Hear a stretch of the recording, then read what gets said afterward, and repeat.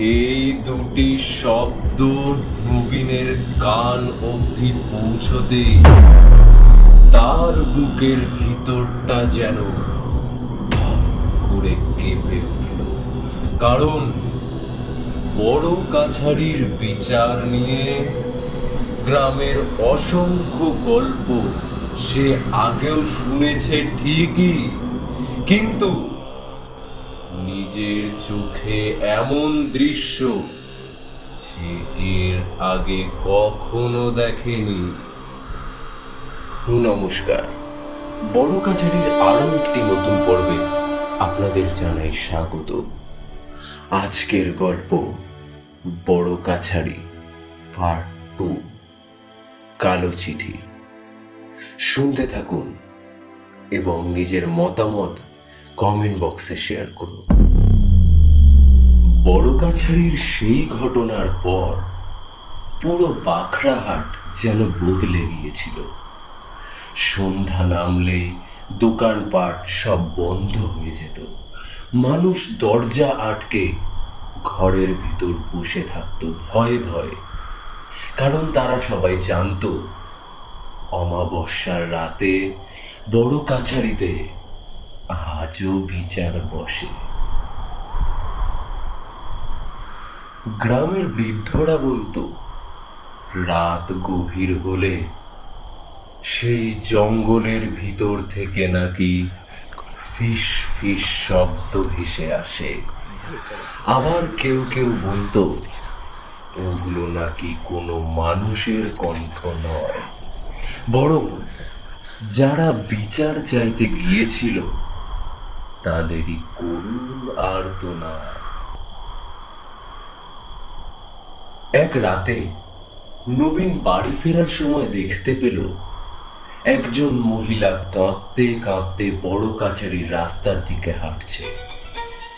হঠাৎই নবীনের চোখে পড়ে সেই মহিলার হাতে রয়েছে একটি কালো কাপড়ে মোড়া চিঠি। আর চোখে ছিল ভয় এবং মুখে ছিল অদ্ভুত এক হতাশা। শুনছেন? বলছি, এত রাতে কোথায় যাচ্ছেন? বিচার চাইতে।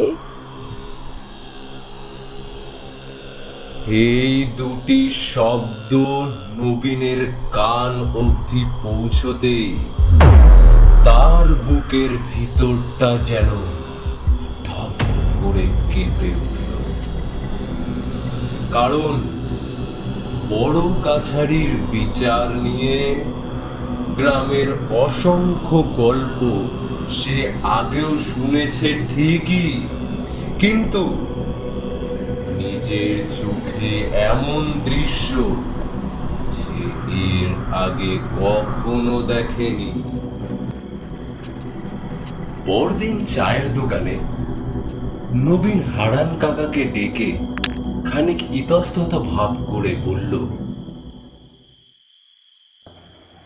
জানো কাকা, কাল রাতে এক মহিলাকে দেখলাম। সে বড় কাছারির দিকে যাচ্ছিল। কি বলছিস নবীন? তুই ঠিক দেখেছিস তো? না গো হারান কাকা, আমার ভুল হয়নি। আমি ওই মহিলার সাথে কথা পর্যন্ত বলেছি। আচ্ছা, তুই আমাকে একটা কথা বলতো, তার হাতে কি একটা কালো কাপড়ে মোড়া চিঠি ছিল? হ্যাঁ হ্যাঁ কাকা, ছিল। কিন্তু তুমি কি করে? আমি নিশ্চিত সে বিচারের জন্য ওই গাছে চিঠি বাঁধতে গিয়েছিল, কিন্তু সে জানে না ওই গাছে চিঠি বাঁধলে বিচার হয় ঠিকই, কিন্তু মনে রেখো তার দামও কিন্তু দিতে হয়। মানে?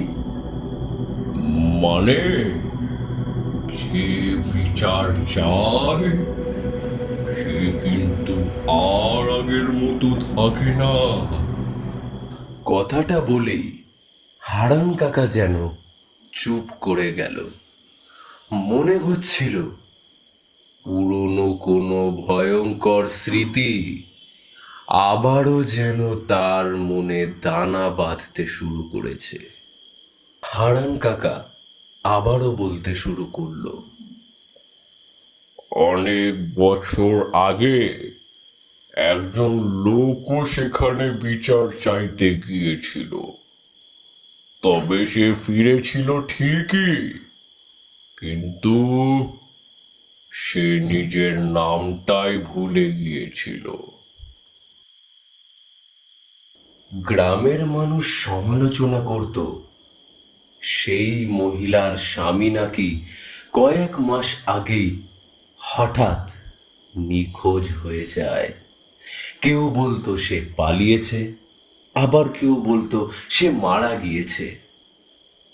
তবে আসল সত্যটি কি তা কেউ জানতো না। কিন্তু মহিলা বিশ্বাস করত হয়তো তাকে কেউ নিয়ে গিয়েছে। সে দিনের পর দিন খুঁজে গিয়েছে পাশের গ্রাম, হাট, নদীর, এমনকি ঘাটেও, কিন্তু কোথাও তার কোনো খোঁজ মেলেনি। সেই রাতে নবীন লুকিয়ে লুকিয়ে সেই মহিলার পিছু নিল এবং জঙ্গলের ভিতর ঢুকতেই চারপাশের বাতাস হঠাৎ ঠান্ডা হয়ে গেল। গাছের ডালগুলো অদ্ভুতভাবে নাড়াচাড়া করছিল। মনে হলো যেন কেউ অন্ধকারে দাঁড়িয়ে তাদেরই দিকে নজর রাখছে। নবীনের মনে হলো তার পিছনেও যেন কেউ হাঁটছে। সে হঠাৎ পিছন দিকে তাকালো, কিন্তু কেউ নেই।